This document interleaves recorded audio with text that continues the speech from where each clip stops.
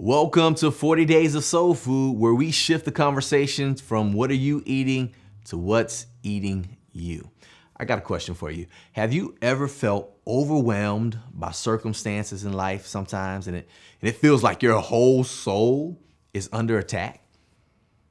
And you almost feel confused because you've done the right thing, you've been doing right.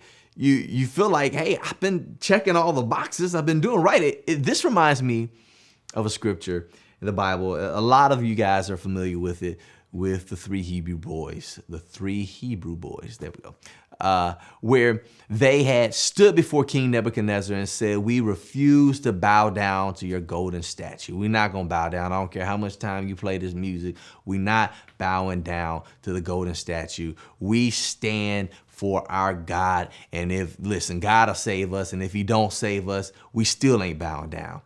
And you almost want to, you almost kind of want to bet on the fact that God will save you.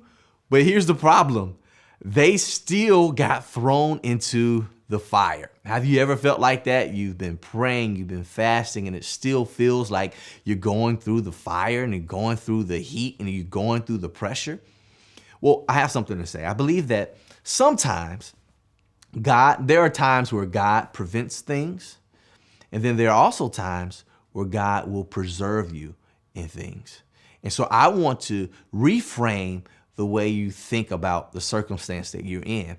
Maybe this is a circumstance that God is not necessarily preventing, but God is preserving. I want you to think about it. David still had to fight Goliath, but God preserved him. Daniel still had to go in the lion's den, but God preserved him.